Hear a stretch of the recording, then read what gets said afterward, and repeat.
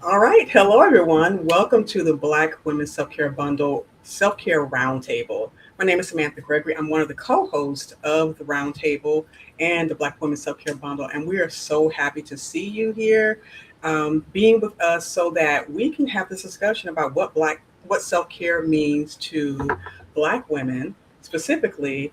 And I'm joined by this amazing group of women who have come together to bring you their resources, their expertise, and we are excited to have you watching us, joining us, and being a part of this conversation. So I'm going to turn it over to Dr. Tiffany Mims, my co-host and our co-collaborator for this bundle. Hey, Tiffany. April. Hi, Samantha. Hey, ladies. So excited to be here. I'm Dr. Tiffany Mims. I'm the founder of the Rosetta Center for Counseling and Wellness. I'm a psychologist and a life coach for professional busy Black women. And I was talking earlier with the women on the call about just how much this experience means to me. So, you know, people can be a little bit kind of dismissive of these self-care days or awareness months and things like that. But I just think that anything that is a reminder, anything that gives us an opportunity to pause and think about our self-care, because we do that so much for everyone else. So if it's a day that someone made up on a calendar that says it's International Self-Care Day, I'm going to take advantage of that. I'm going to celebrate that, and I'm going to include as many people in that conversation and that experience as possible. So that's really, why I'm here, and one of the reasons why Samantha and I collaborated to bring together a group of other amazing Black women who also share this commitment towards self-care. And so, with that, I want to turn this over to other folks in the room. And so, ladies, if you can all introduce yourselves and share about what international self care means for you and your work. And Dr. Tanya, you're next on my screen, so I will go to you. Oh, goodness. Okay. I'm sorry. Can you hear me? Yes, we can hear you well. Okay. Okay. I thought about that question and what self care means to me is when I can look at a reflection of myself in the mirror and not be afraid. And I say that because, I believe that we owe it to our ancestors to step fully and step present into who we are because we have been through so much. Our people have inherited so much trauma, and we become more familiar with that. So, the evidence of it is me taking care of my soul first. And even if I look in the mirror and it scares me, that means that it's an awareness that there's more work to be done. So, self care is like holistically taking care of my soul first. Because if I take care of me, it allows me to take care of others. Mhm, mhm. Thank you so much. So much. Now, listen, for those of you that are watching live, the chat is open. And so please share your thoughts, your comments, points of resonance as we are talking. And so this is interesting transition. So, Dr. Tanya, you talked about taking care of the soul. So I'm going to toss this over to Chiyoko, who has a lot to say about the soul in self care. Yeah, I always have a lot to say. Hi, everyone. I am Chiyoko Juliet Grievous, and I am a licensed marriage and family therapist here in Sacramento. I'm also a PhD student in clinical psychology, so I'm in my dissertation phase. So maybe the next time we talk, I'll be Dr. Who knows? We'll see. We'll see. And I'm also the founder of Grounded Roots Therapy Collective. And my work centers on helping, guiding, being a Sherpa to Black women, my folks who are in communities that have been created by systems of oppression. I have saying marginalized is it just kind of puts a lot of the blame on us, it seems like. And I work with a lot of families that are healing from trauma by reconnecting with themselves and our stories in our communities. And with that, I created the Soul Story Journal and the Soul Story Practice, where it helps people understand that healing isn't about becoming someone new, It's about remembering who we were before the world told us who we had to be. So I am very honored to be a part of this. Dr. Mims was my supervisor as an associate when I was getting my hours, and I also rent space in her lovely building. And so I think she might be upstairs. I'm not sure. But when we talk about self-care, I in my interview with Dr. Mims, I talked about it like reframing it in this way of saying soul care, because I think when we say self, it has been conditioned in like a capitalist way, like in putting blame on us. Like we don't, because we are overwhelmed, we are overly burdened, we haven't done enough self-care. And I always say there isn't enough hours or massages or yoga practices that we can do that will say your self-care is fulfilled, right? And so I think about it in this way of soul care, because for Black women it has a deeper meaning. And I think historically and culturally, we've often been celebrated on how much we can carry, and how much we can give outward. And that care is not always reciprocated. And so, in order to change that for ourselves first and foremost, but also change it for our communities, we need to practice healing the soul first. And so, for me, it is truly about disrupting a narrative that we've been taught, the whole self care idea, and to be able to say, what does my soul need today? And also, my soul saying my humanity matters more than my productivity. And I think that celebrating or acknowledging our soul care, we always hear is like an act of resistance, the self care is, but I think the soul care is truly an act of our liberation. And sometimes we say freedom and or liberation, and sometimes your liberation is not always free, and it's going to cost a little bit, and standing in your integrity perhaps. And so when we give ourselves permission to heal and connect with our souls, I think that continuously ripples throughout our families, our communities, and our generations after us. So. Wow. Thank you so much. Soul care, that deeper meaning. Yeah. Dr. Diane, what do you have to add to this conversation about self-care? And tell us about yourself. I feel like she took all the words out of my mouth. Yes. But hello everyone. My name is Dr. Diane Gaston, and I'm an educator as well as a coach. And my work really centers around navigating, helping people navigate themselves in conflict. A lot of my work also centers around self-care and also reframing what we think about what self-care is. Similar to the idea of soul care, that's exactly what it is, because there ain't enough bubble baths and spa days that can care for yourself outside of kind of like the just superficial way. Like when I think of self-care, I really think of intention. I think of how it is that I am addressing the needs that I need for, even if it's just for today. How do I get through today? How do I get through this week? How do I get through something that might personally be challenging for you that you're growing through? But I think self-care is really about, or you should incorporate more looking at self-care as something that is an intentional practice. One of the biggest self-care days for me is my birthday. And my birthday is one of those days that I don't really want to be around people. I don't want to turn up. I don't want to be at a group dinner.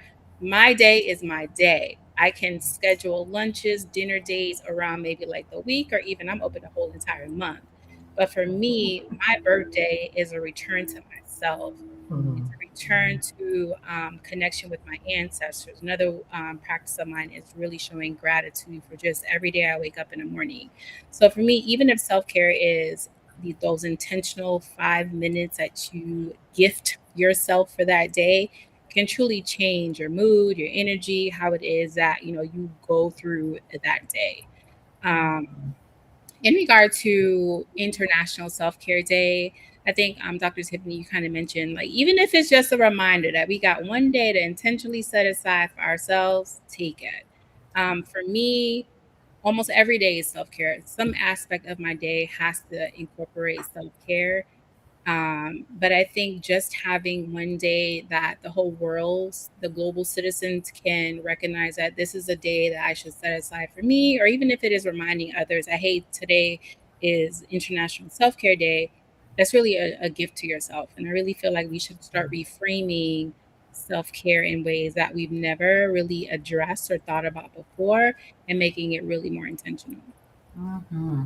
Very good. Okay. Rakita, you're shaking your head. What are your thoughts? Yeah, before I introduce myself, I want to just say, Dr. Diane, you took the words right out of my mouth. Right? Like that keyword practice. I want to share what I think self-care is, or at least what it is for me. It is a practice. Mm-hmm. It is a practice that I commit to every single day that preserves and let's say preserves and allows me to thrive, right? Because I really do believe that when I thrive, when I am preserved, when I am fully resourced, I am able to support my family, my community, the world ultimately. And I think that Black women, period, right? Like when we have a practice that we are committed to, and not just us, the world, the community is committed to supporting the preservation and well resource of a Black woman, the world wins. Mm-hmm. And so that is what I think self-care is. It is that practice, that commitment to that practice. And in saying that, hi y'all, I'm Rakita. Hi, Rakita. I'm based here in New York, Brooklyn to be exact. But I am from the DC, Maryland area. So I kind of go between both. And my company is Hollis Street. And so what we do is center Black women. We offer opportunities and spaces for us to step into the room and figure it out if we need to figure it out, rest if we need to rest, celebrate all of who we are, and the people around you are also doing the same. Our experiences, whether it is a workshop, coaching, or retreats, which is like my favorite thing to do for us, it allows the opportunity for us to have that aha moment. Because I think when we have the space to do that, we can do anything. And so, that might be grand or a little naive of me, but I will believe that till the day that I die. And I will be speaking that to the world, because the world needs to also be in alignment with what Black women need to feel supported and thrive. Yes, yes. I mean, I don't think that that's naive. I think that that's being radical, and that's challenging that narrative that a number of us have talked about, right? That like self-care for us is possible. Radical self-care is possible, right? And that we can dream that, and we can create those spaces. I mean, that's what we're doing here today. So that's not naive at all. It's necessary. It's critical. So thank you for that. Yeah. All right. Let's see here, Coach Priya. You're a financial coach, and so people don't always think about finances when we're talking about self-care. So tell us about you, and tell us about your thoughts about what this day means and what self-care is all about. Yes, so many women leave finances out of the conversation when they think of self-care.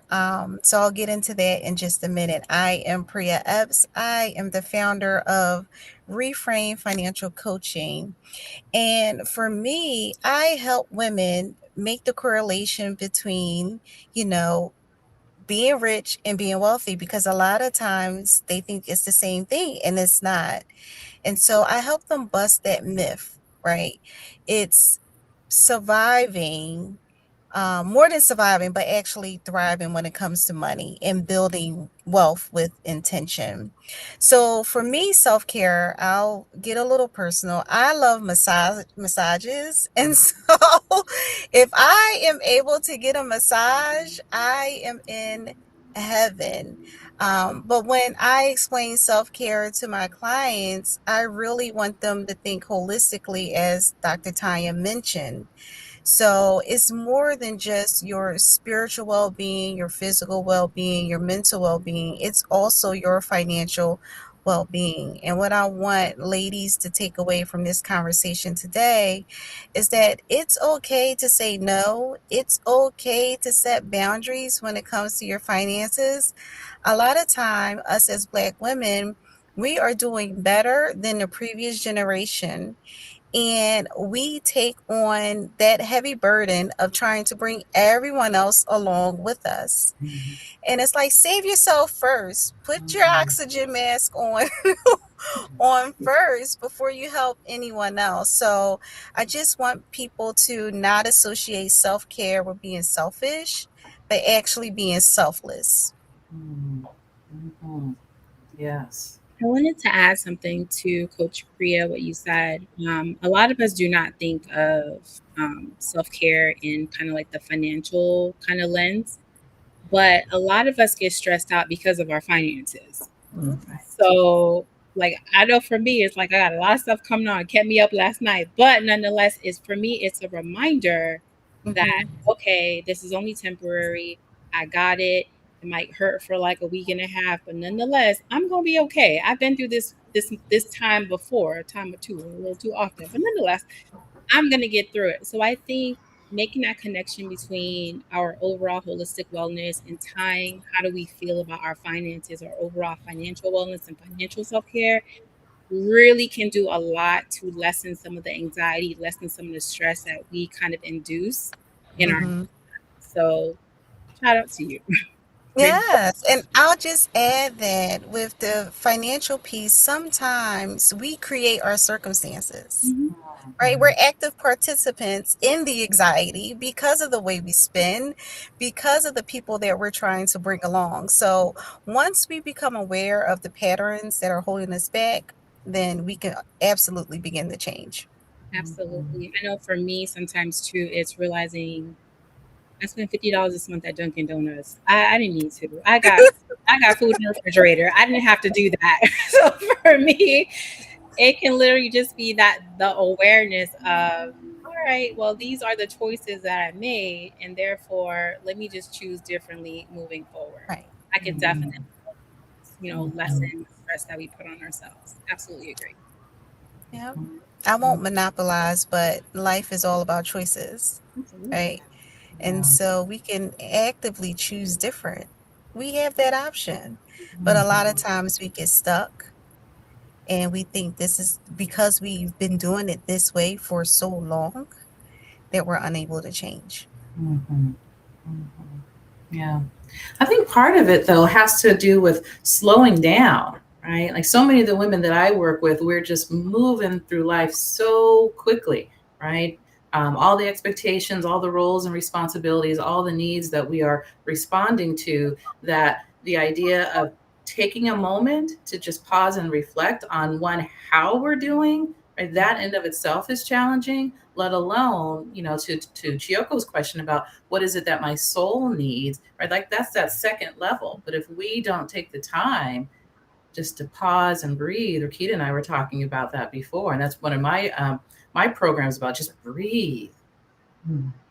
You can't even say the word without actually physically taking that breath, right? And so if anything could just like dial the notch down just a little bit on the stress and the busy and the constant movement, like I will take that, So pause, breathe, check in, and what is it, right, that my soul needs? Yeah. And that's the challenge, right? Because for us, we're always on the move. We have been taught that we got to work really, really hard, that if I slow down, something bad is going to happen. The other shoe is going to drop. I can't take a minute for myself. I think about my mother in this all the time because she worked herself to death. I remember in high school watching her try to get herself dressed and get us out of the door while trying to navigate a herniated disc. I'm talking about severe pain, right? And it was just one of those things that has always stuck with me.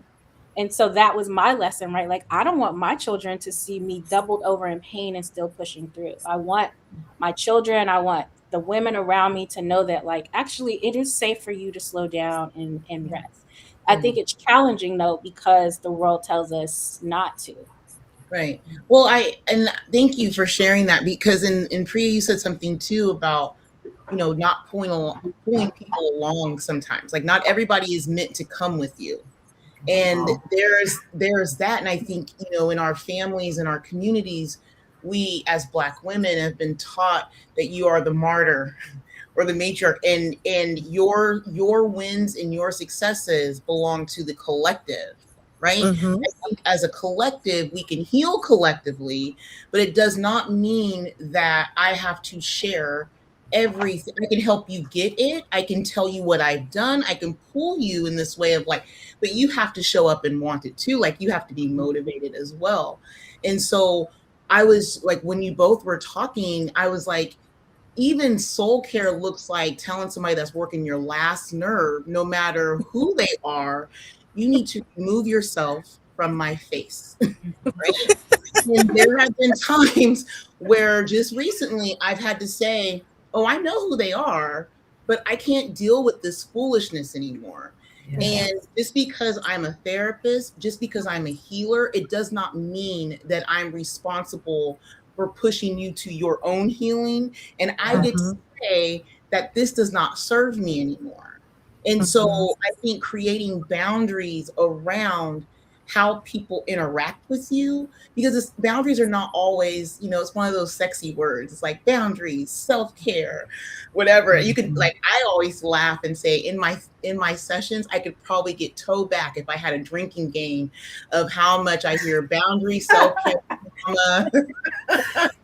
narcissist, right? And so one of the things that I think about is like the boundary, and the boundary is you implement them because it's protecting you. It's Yeah. telling people that I love me and I love you, but I love me more, and I can do both simultaneously. And so yeah, I hold so much space as a therapist that I never create the space for myself in a lot of times. And then Mm-hmm. people around me will be like, well, you're a therapist.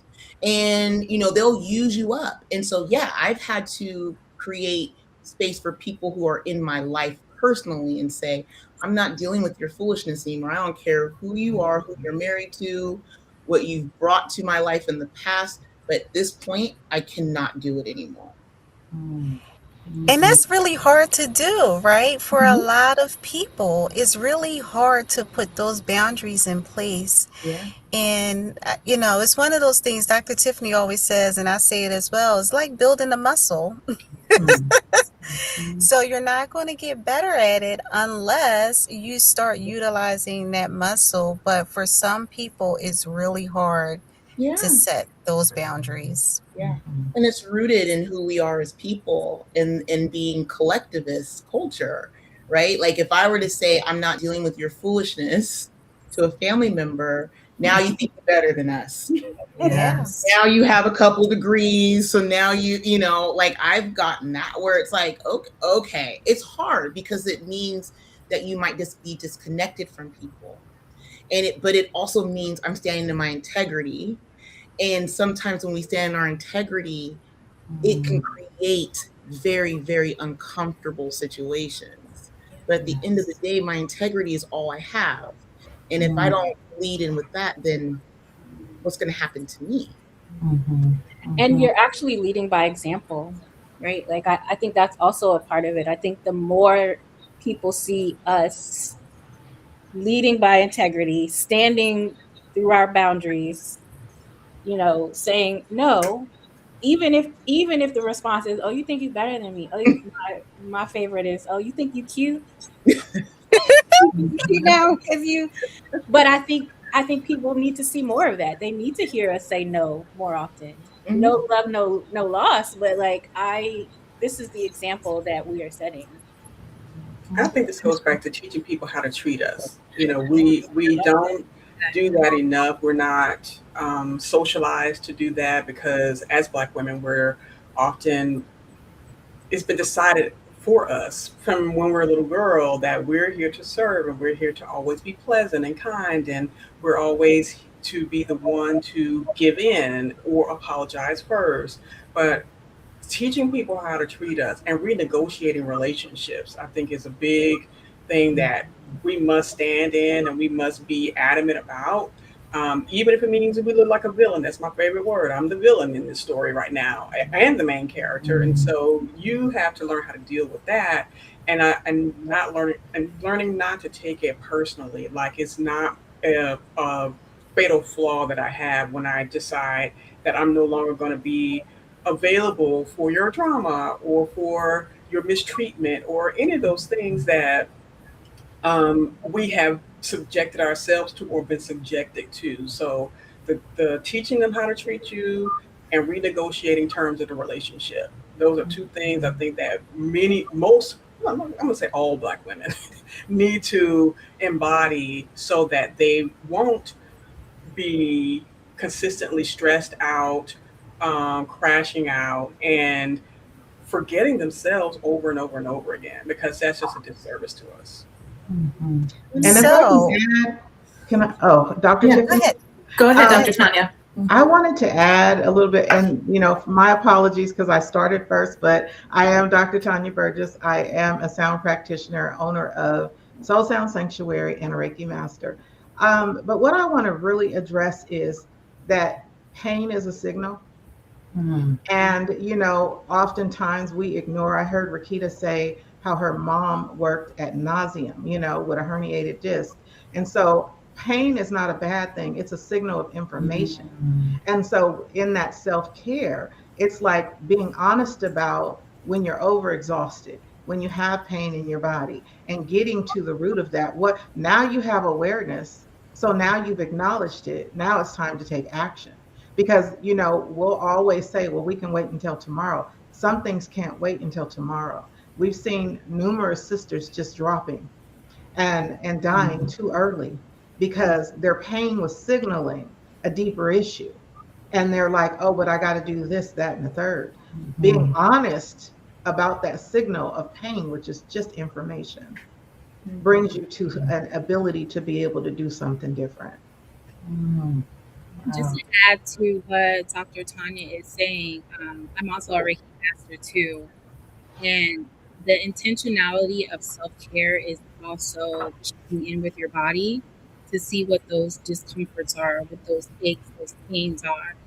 I tend to have tight hips. And for me, I know practicing yoga, that's a correlation that some going on with my emotions.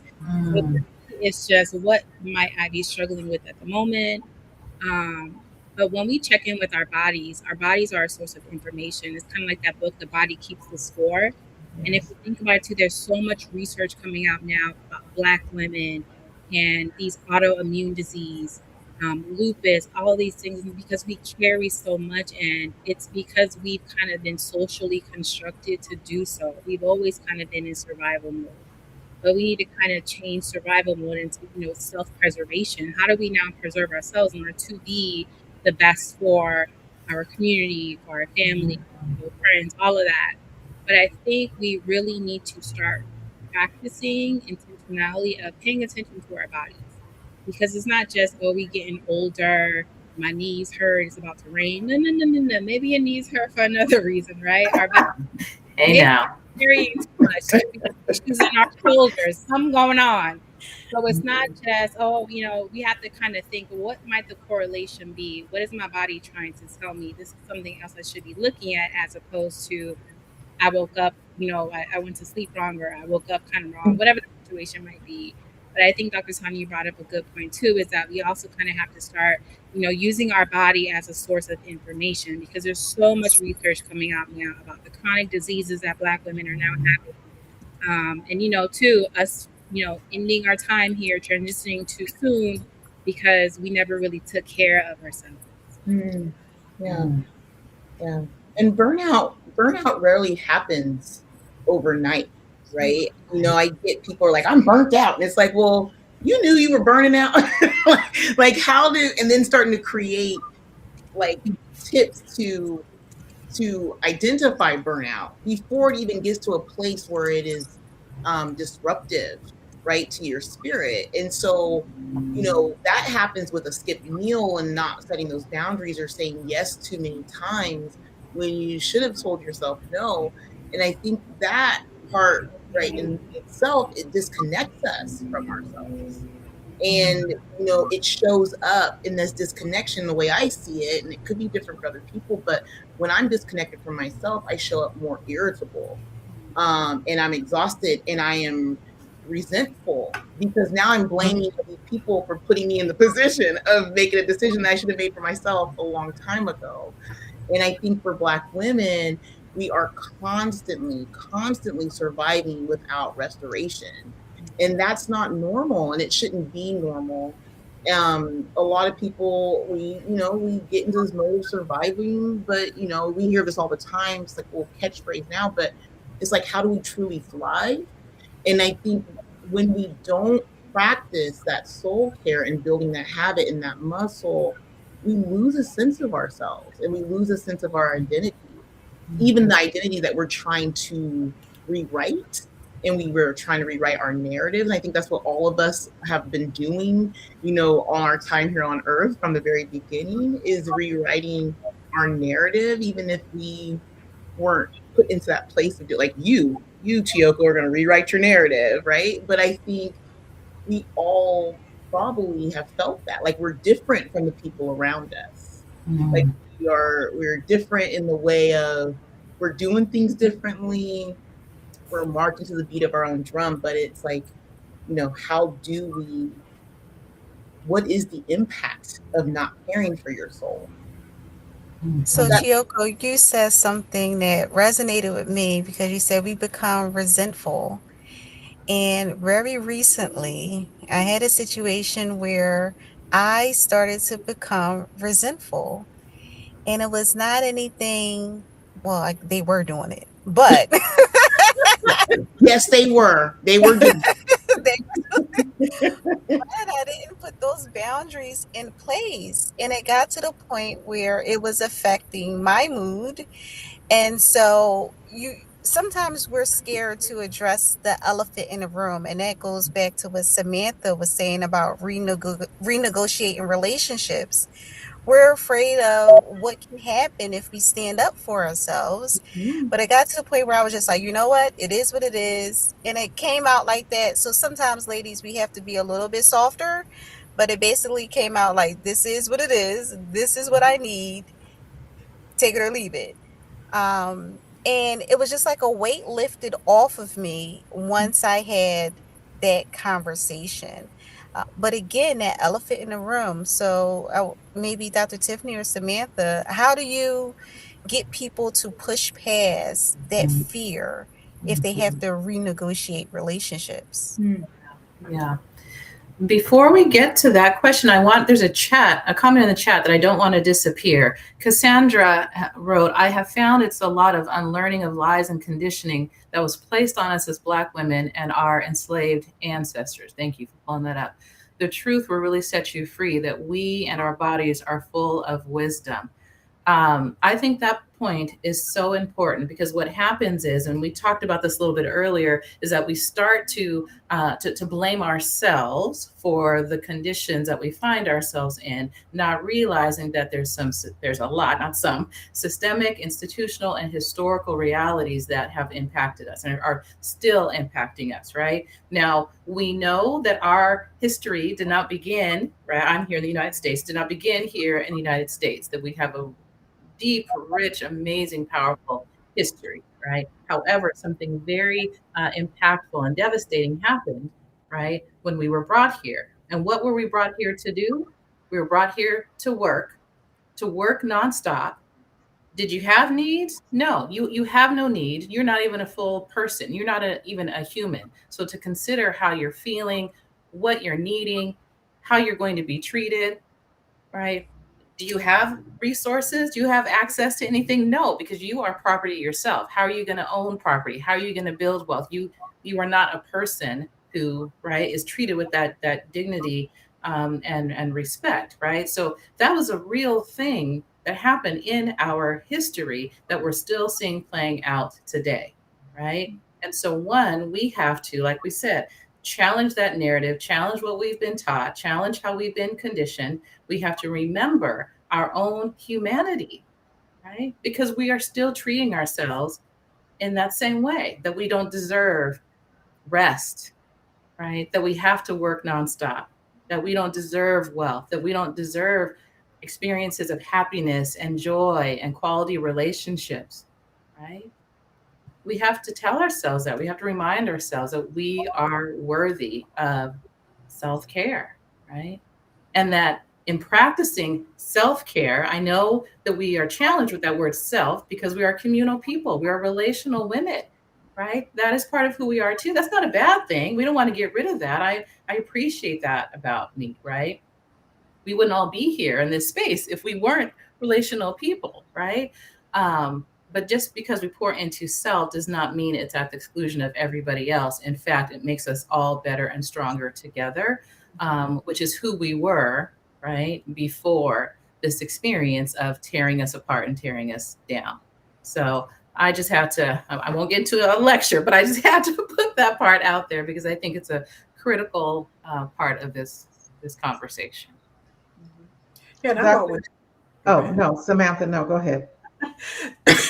I was going to say that we talked about the narrative and changing the narrative and how we must stop identifying with what other people have projected on and labeled us as. And Yes. until we're really able to do that and reclaim our identity, reshape it, completely turn it inside out, we're going to continue to be seen as and identify and answer to the names that they're calling us, the labels and the roles that they give us.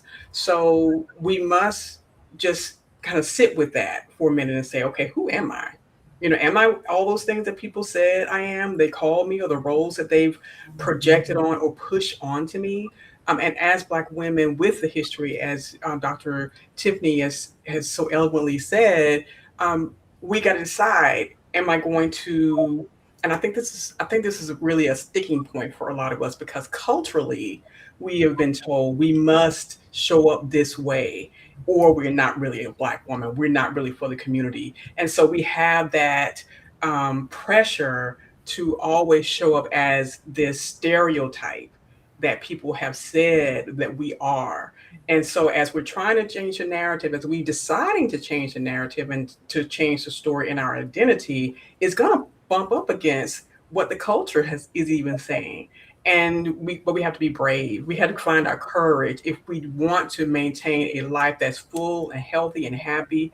When we literally we can enjoy it, because I recognize for myself, I was so busy living the narrative of other people, I never knew how to enjoy myself and just really have fun, be happy, and just live and not live usefulness or to be utilized in some way.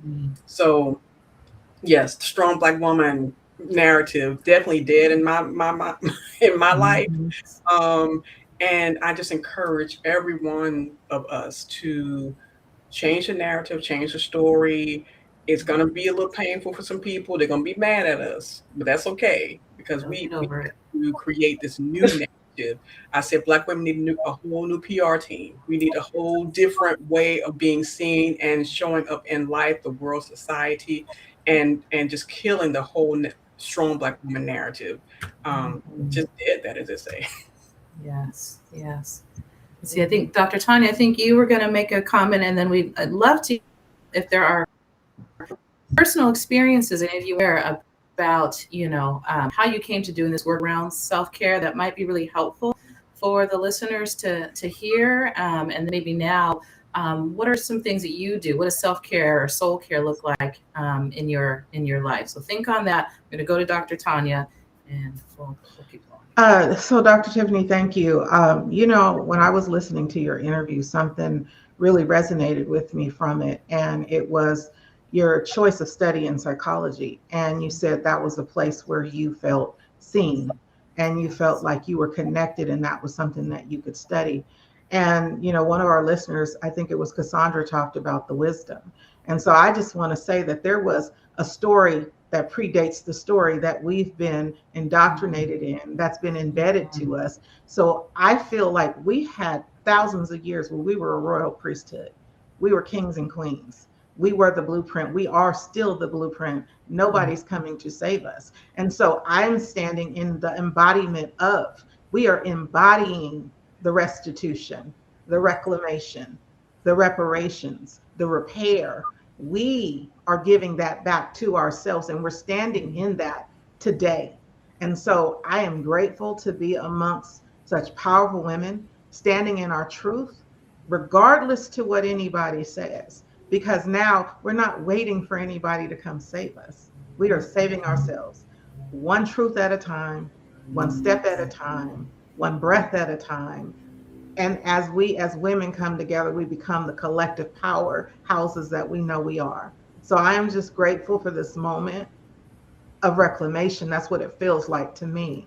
And we are embodying it on today. Mm.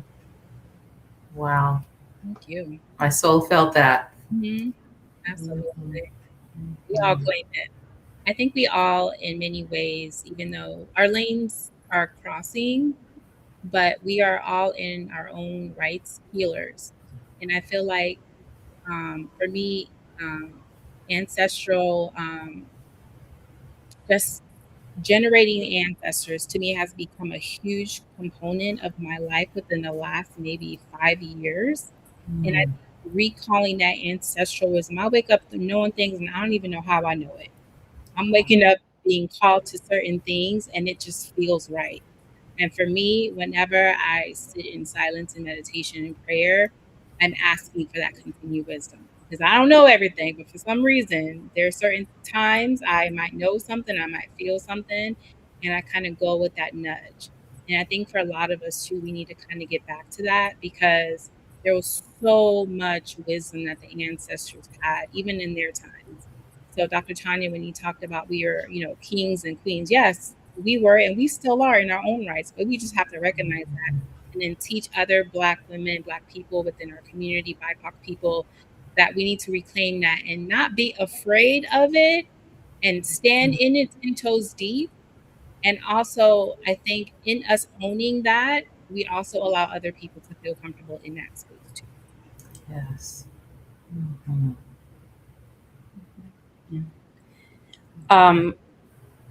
Yeah.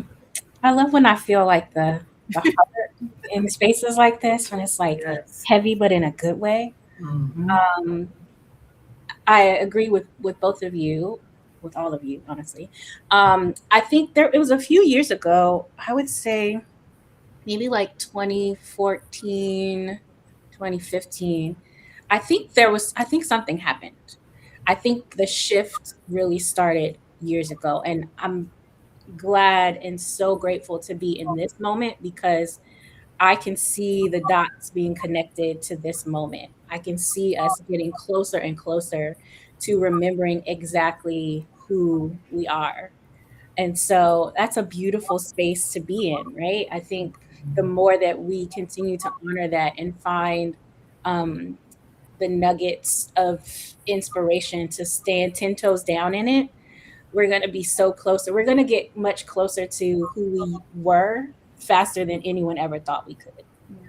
I think that this is that moment to do that. And so that's really beautiful and exciting, right? Like I'm only 43, 44, one of those two. But I just, I just lost the last matriarch a year and a half ago, right? And so now I'm like, is it me, Lord? I'm not ready, right? Like I'm not ready for that. But I also recognize that all of the things, the preparation from it, the things that have been passed down. And so, yeah, I think that's also why I'm so passionate about us claiming all of our power because I have seen it happen. I saw the dots connect. I see it like the way I see us when I see Black women walk around. This might sound crazy, but I see like the little gold specks, right? Like I literally see that. I see the things shining off of us. And that is what feels so good and so exciting. And so, yeah, I'm just grateful to be in a space like this because it's just even more confirmation that we are exactly where we're supposed to be, even in the uncomfortableness of it all. It is extremely heavy for many of us now, but you have to burn down all of the, excuse my language, shit to get back to the power that we had. And so, Mhm. y'all don't know me. You know I like the cussing. So I like a good cuss word. Dr. Mims knows that. I'd be like, I'm waiting to say it so that I can jump in and say one too. So yes. Real talk. Go ahead, Chioko. Regina, I agree. Like for me, there was a shift, right? But I've always felt different. And I've always felt that I've said it even when I wrote in the Soul Story Journal. Like I've always felt that I was just a different soul, right? And I think for me, one of you all have said such beautiful things, and one of you said like basically tapping into who you are and like being able to tap into these pockets of joy, and but that takes for you to know who you are, right? And so I think about my life and even other people's ideas of joy. And like Dr. Diane, you said on my birthday, I like to just be by my damn self. Like I don't want to talk to nobody. Don't come over here. I don't need to don't sing happy birthday, the original version or the Stevie Wonder version. Just don't do nothing, right? And I am like, yes, I think I have always been that too. And so being able to, I would borrow from other people's things and I would realize I'm still miserable. I don't like I'm not a drinker. I'm not these things. Like that's not me. And I think as Black women, we spend a lot of time masking because it's safe and we have to. And that's that code switching. It's a lot of things. But then you take that and then a Black woman, i.e. me, who is on the spectrum, and there is like a different level of masking. But I recognize that in those pockets where I found those pieces of myself, truly, I've been the most happiest. And like I said, like when you identify those things about you and you stand in your integrity, it is going to be uncomfortable. It's going to cause a shift within you, which causes it's a ripple effect. So the people who knew when you were faking and masking, they are going to be like, "Oh, you've changed or you're different." But I had at certain point, I'm like, I'm 44 years old, right? At this point, I'm like, there's no other way I can be. I have to do this. I have to be me. And so I think within the last, like I said, it's been lifelong. And I was having a conversation with my brother and he's like, you've always been like hippie-ish and different and whatever, but I had to play a role. I couldn't ask questions about Christianity. I couldn't ask questions about other ways of being and other ways of connecting. But now that I have this renowned sense of freedom and liberation, it's like, well, who gets to run this? Is it me or these other people around me? And like most of you've had women in your family who have died too early. And the woman that I'm named after, my grandmother, who her and I were like this, she died at 62.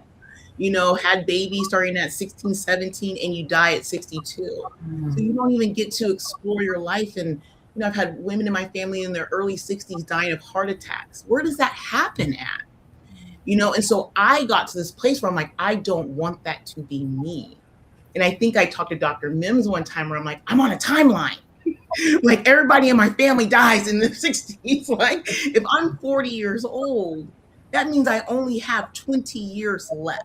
And that's wild to think about that.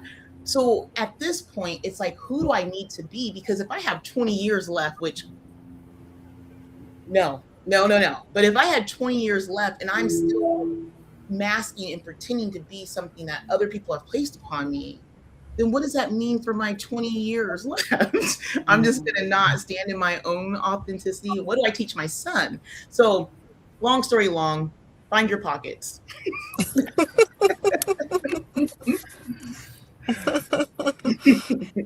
I'll jump in here. I'll say that, growing up and having the childhood that I had, losing parents at a very early age and becoming an orphan, my identity was wrapped up in that particular incident, right? And so, people take you in, family take you in, they help raise you, but you never really feel like you belong because you don't have your parents. And so you just kind of be okay with being in the background and not making too many waves and, just being quiet. And so for a long time, that was me. And that served me well. That helped me survive. But it wasn't until I had surgery in 2025. And I had a friend, she planted the seed, but I was able to get still, like Dr. Tiffany said, and just really reflect on what I wanted going forward. And in that stillness, my coaching practice was birth. And so now I had to shed that old identity and I had to come out from behind the camera, so to say, and be at the forefront with this business. And it's been very uncomfortable, right? Because it's something that I'm not used to, but I wouldn't change a thing. So sometimes you have to go through things in order to get to where you truly belong. Yes. Absolutely. I think everything that we've shared in this almost hour has been amazing, life changing. I think for anyone who is watching live or watch the replay, you're gonna get so many gems from this conversation. But I want to pivot a little bit and just from do kind of like a quick roundtable of what your resource is in the bundle. Um, why you wanted to contribute it, kind of like a quick, 2 minutes, I guess, maybe 1 minute, so that people can know what to expect when they get the bundle. And I'm going to throw up a QR code where people can scan it, they can go to and sign up for the bundle and be able to download what you offer. So, who wants to go first? I'll Okay, go. Rakita. I was like, Okay, I'll sorry. go. This has just been a amazingly beautiful conversation. I'm gonna try and make it quick. But Rakita, what you said, and Dr. Diane, what you said, there is a rise in the divine feminine. There is a frequency that is happening. And so that leads me to my resource and my offering. So in 2023, I went to South Africa and it changed me. The soil is different there. So that's just, my offering from my experience of I came back and I didn't want to be on the plantation anymore. And I really did not. And so after a lot of loss, I had experienced energy work and it led me to the sound practicing work. And we've all talked about how the body keeps score. And so I'm a sound practitioner now. I do sound baths generally monthly. So those are two of my offerings that are in the bundle. And we just don't know what needs to be released. And sometimes you come to that space and I just say, come and stay open. But I always started with intention because intention is powerful. Dr. Diane said that. And so I always believe that healing is there for whoever wants it. And I believe that we heal in community. So those are the offerings that I brought to this beautiful Black woman's wellness bundle. And I am so grateful for this space and opportunity. So thank you. Thank all of you ladies, but specifically Dr. Tiffany and Samantha, you have made this seamless. And I am just grateful. Thank you. You. Mm. Yeah, I think our quiet is our souls, right? Our souls are marinating, right? Like that's what I feel. So full of just the energy and the power. And Samantha, you named it before we even started that this was going to happen, right? That when this group got together and started talking, there was going to be power, healing, and inspiration. And that is definitely what I'm experiencing. And that in and of itself is soul care, right? So my contribution to the bundle. So yeah, I too got to that point where the life that I was living was just out of control. It was just, and not in like a negative way in the sense that the things that I was doing I didn't like. I actually liked quite a bit of what I was doing. Not all of it, I would say that, but a lot of it. And it just got to the point where I'm like, I don't want to do this anymore. Right. And I had to make some different decisions about what I was doing, how much I was doing, who I was doing it for, right? Those important conversations. And so it's one thing for us to talk about what it is that we don't want, right? But we can get stuck there. And so we really need to find that shift to what is it that I do want, right? What is going to feel good and fulfilling and feed my soul? And so, what I've put together is, so one of my programs is Create Your Desired Life, right? So, around that energy of what is it you truly want. And so, I have the Reflect and Reclaim collection for everyone. And so, the first part of it really is, I call it an assessment because I'm a nerd, but it really is a tool for you to slow down and reflect across multiple areas of your life to see where you're at. How are you doing? What's working well? What's not? What you might want to shift and kind of put some time into. So it starts with that assessment, and then there's a guided journal and workbook to then, once you have this information, you're like, okay, what do I do with this? It helps you to kind of start writing about what it is that you want to see different. So there's a lot of prompts and questions for you to think that through. And then the last part of that little mini bundle is, so people often ask me, what are some of the books that you recommend to support, my wellness? And so instead of just telling people all the different books, I put together my list of 15 of the books that I have found really helpful in my life, and I often recommend, to my clients. Again, I'm a nerd, and so books are actually quite meaningful for me. And when I've been in educational spaces where the majority of the curriculum didn't reflect me, when I found something that spoke to my experience, I grabbed onto it and continue to go back to those things again. So it's not just a book list, but it's something that has spoken to my soul across, right, the 20 years of my practice. So that's what I have contributed to the bundle. I guess I'll go next. So my contribution to the bundle is a sacred reset for Black women who do too much. So SACRED is an acronym, S standing for Seek, Align, Connect, Reflect, Evolve, and Dedicate. And it's a 6-part audio series where I kind of walk you through the framework. So each of the different components of the SACRED framework is very, very reflective in order for you to kind of start building those practices to now self-correct, to self-restore.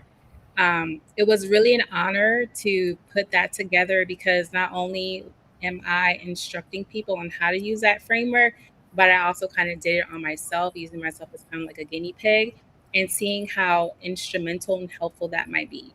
So when I sat down and I kind of mapped it out, I took myself through those own self care practices to just truly be able to connect with how other people would be able to go through it themselves. So I truly believe that once we kind of take on these intentional self restorative practices, this is when we can truly not only change our own lives, but the lives of our family, which can eventually lead to changing future generations. So it was such an honor to be part of this bundle. And I thank you, Samantha, as well as Dr. Mims, for just, having the foresight to put together something like this because it is really needed in our community.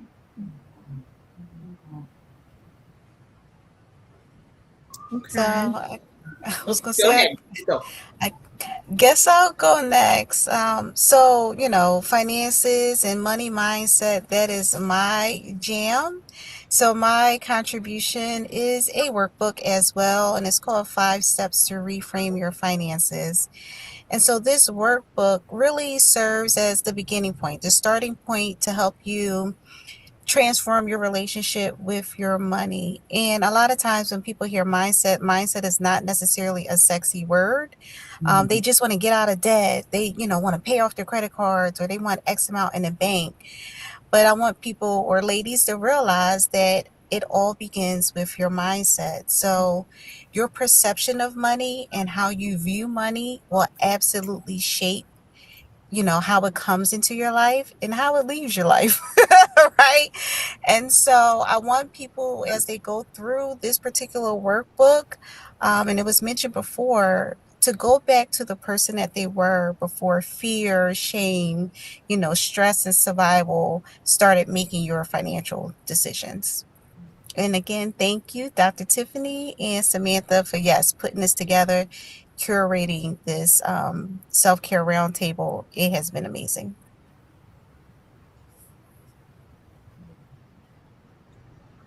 I can go. The resource that I shared is called the Well Resourced Audit. And it is a very simple, quick questionnaire um, to really get you thinking, right? It's going to ask some questions that'll kind of make you go, oh, wait a minute.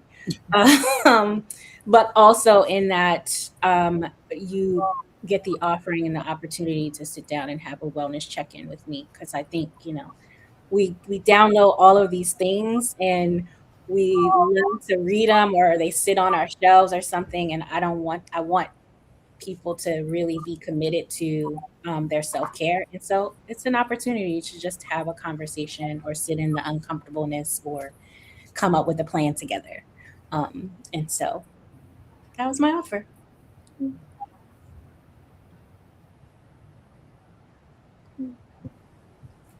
Kyoko? Go. Okay. So I created my offering is the Soul Story Reset. It is a workbook as well, and it's a space for guided journal reflections and gentle self inquiry. So it's not harsh. You're not like getting to the scoop of it, and practical prompts for folks to identify where they are and what they need, and how they can begin taking these small gentle steps towards being who they want to be or who they are, like returning back. I think this is designed to not be about perfection, because perfection doesn't exist, but it's about coming home to yourself and identifying what home actually is. And so I just want people to pause and reflect on your stories, because we've been carrying a lot. We notice things all the time. I think all of us have been born with this innate sense of wisdom, but we've been taught over time to ignore it because that's woo-woo, or not of the Lord. So don't do that. And so I just want folks to just give compassion to themselves and remain curious. And so that's what my offering is designed to do. Excellent. I think that's a great segue for what I'm actually offering. I am offering a spiritual self-care kind of reset. And it's for people who have grown up in or brought up in a very strict religious environment, or just a religious environment, period, who may be questioning the impact that upbringing has had on their self-care, their identity, etc. And so it's not an audit, but it's questions, it's prompts to help you re-examine the relationship that you have from a spiritual perspective, and some of the things that may be hindering your growth, your relationships with yourself, and giving you a framework to help you shift some things and shift the focus, shift your efforts, and bring you back home to yourself. So it's a I keep saying financial, the spiritual self care audit. And I hope that you all will take a look at it and release yourself. And so all together in the bundle, there are 12 of us that have contributed. So you see a smaller group of us here, and then we've got Cassandra Herbert, and we have Joy Allison that have been, dropping gems as well in the chat. But there's really a group of 12 of us that have contributed all of these, offerings and resources, all in the spirit of supporting Black women and self-care and supporting each other.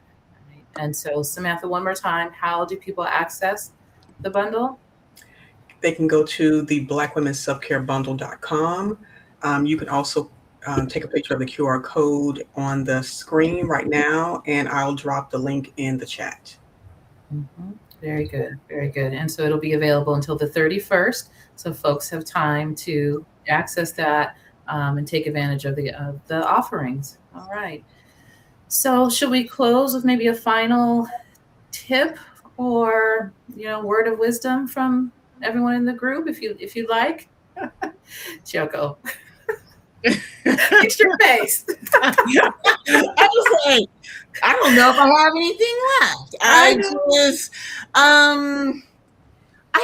I just think that we all come from a story, and no matter what it is, it deserves attention. And sometimes we are fearful of what that story will unfold, but it deserves to be uh, more than embedded in you. It deserves to be outward. And so I just think that our lives matter, of course, and we don't have to have it figured out, but we deserve to tell our stories. And I think that's how we get to the root of caring for our souls. Beautiful. I'll go next. I think for me, one thing that I want to leave with everybody is just a reminder that self-care really isn't selfish. We should really be looking at it as a priority, because I think that when we start to neglect self-care, we don't always see the cost of it immediately. It accumulates, right? It builds up, and then we crash out on other people. That leads to burnout. So self-care isn't selfish. It should become priority, and make it sacred. Make it something that you enjoy doing for yourself, for the betterment of yourself. So I'll leave it there. So for me, I'll just encourage everyone to get still.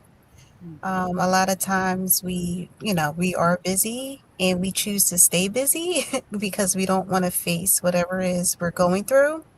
But there's power in pause. So just get still and figure out exactly what you want your life to look like. I will say that you matter and you deserve luxury and joy and pleasure and excitement, and happiness, and all of those things. And it is my prayer that we come to know that through and through. And I will say, as I started, is to be able to look at yourself in the mirror and do not be afraid of the reflection that is looking back at you. It's either a message or it's information. Stand in the essence of who you are, which is your soul, and be truthful about it. And just go ahead and hug yourself in self care, in self love, and be all that you were created to be.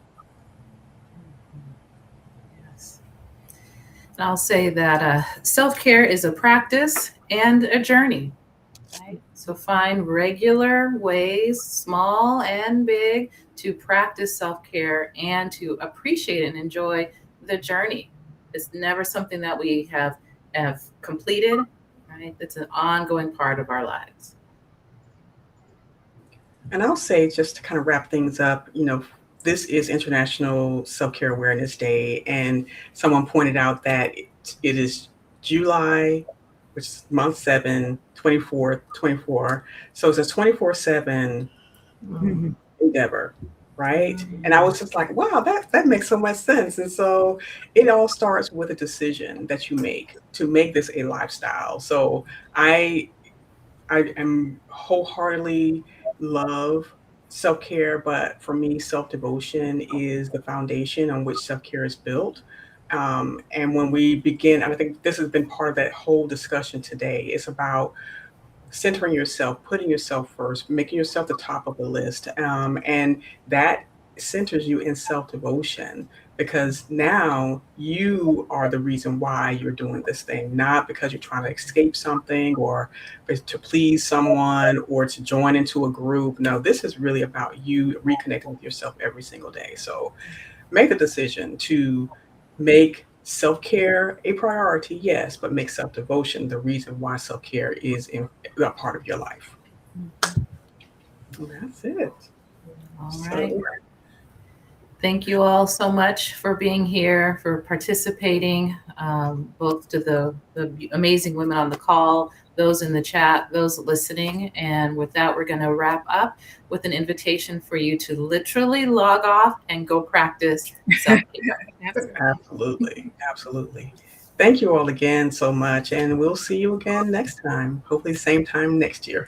Bye, everyone. Bye. Have a self-care day.